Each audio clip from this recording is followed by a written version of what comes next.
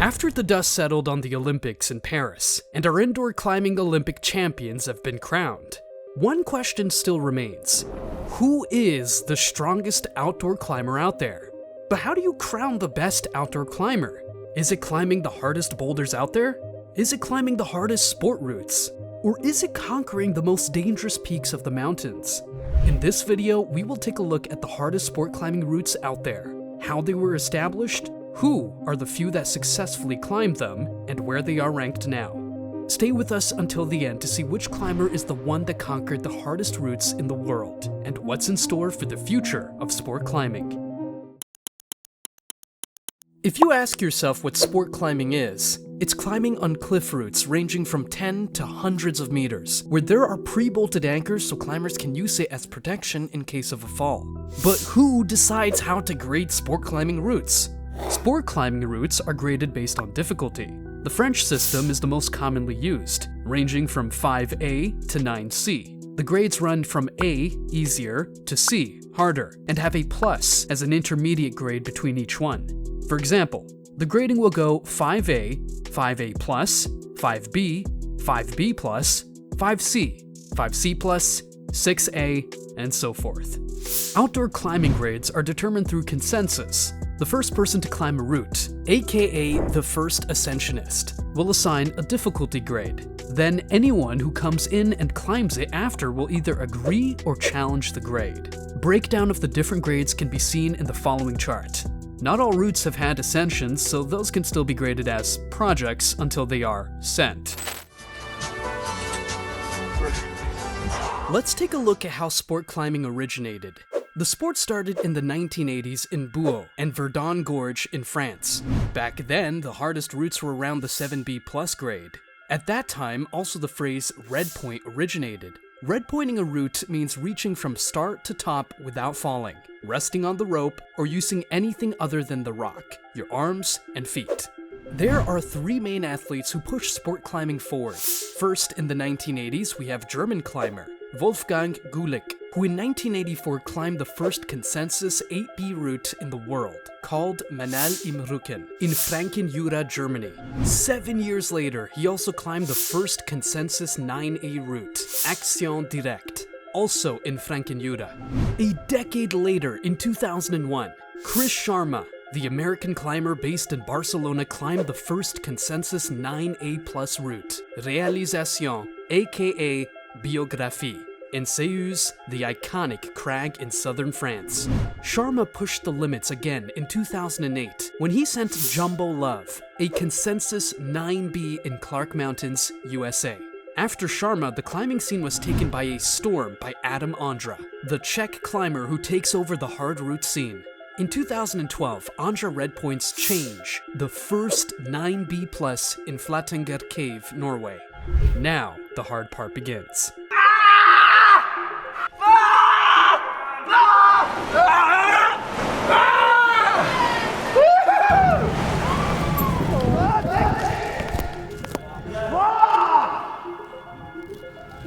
We are now entering the current limits of what has been humanly possible so far. Because grading is a matter of consensus, and at the top, there's only a handful of climbers capable of even attempting these super hard routes. It makes the next grade of routes almost non-existent, adding the different factors of climbing style, complexity, and psychological effects of trying to grade things never climbed before. Well, you get the point. Let's dive into it. The first 9C in the world was Silence, also known as Project Hard, red pointed by Adam Ondra in 2017 in Flattinger, Norway. This magnificent cave offers almighty lines and holds two of the hardest routes in the world. Ondra had bolted this line during his time working on Change in 2012 and projected it for 40 days over 7 trips to Flattinger until he successfully conquered it.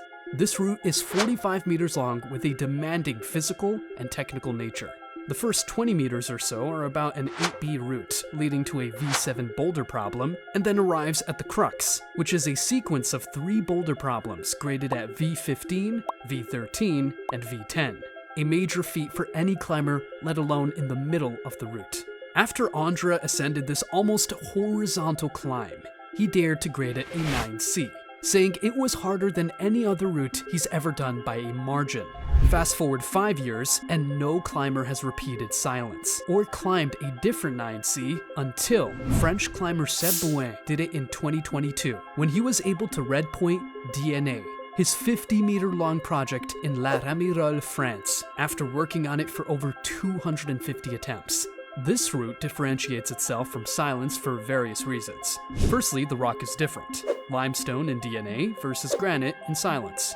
Secondly, this route has a more classic approach to it. It is still extremely difficult, but it doesn't have the freaky style of Silence, which is otherworldly in a sense. Thirdly, the location of this route makes it a contender to be a benchmark for 9C routes. It's accessible, unlike Norway, and the style is more common so more climbers can try it. Will it be downgraded or benchmarked by this? Only time will tell. The last 9C that was done is Project B.I.G. in Flattinger Cave, sent by Jakob Schubert in 2023. This project is a project that Ondra bolted in 2013, and both Schubert and Ondra have been working on for a while. This Goliath is a 60-meter route. Crossing the Flattinger Cave is a non-stop mental battle.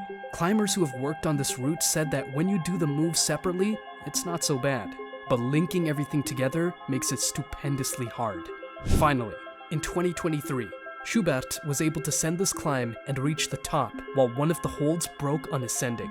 And that's it. Only 3 routes rated 9C in the whole world. How does that compare to the other grades beneath them?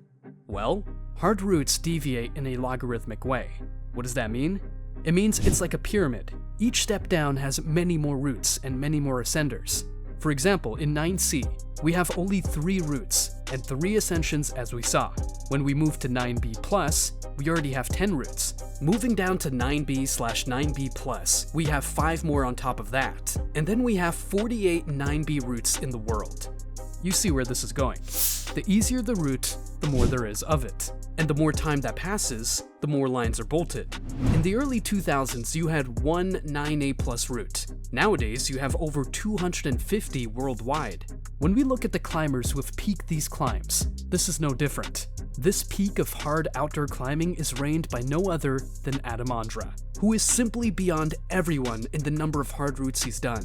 Just for example, if we look at the number of climbers who have completed 9B/9B+ or harder, Ondra is way ahead of the pack. He has climbed 37 routes 9B/9B+ or harder, with the next ones after him climbing less than half. There are also other things we can consider, such as the hardest on-sites or flashes, but this is for another video. The last question that begs to be asked: are we at the limit of what's humanly possible? Can anyone push the limits beyond 9C? Well, if you ask top climbers, it's a matter of time. Adam Ondra says that he thinks he might be able to climb 9C+, but he doesn't think he will be able to get to 10A. As the sport gets more popular, more people get into it and try to push it forward. Olympic records are being broken, and the average age of pro climbers is dipping, since they're getting competitive early on. Stories on kids like Theo Blas, who climbed a 9A route at 12 years old, are popping around, making it seem like it's only a matter of time.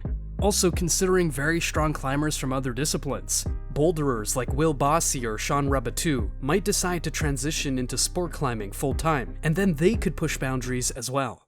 It's worth remembering, when pushing the limits of what's possible, it's not only about power, strength, and endurance.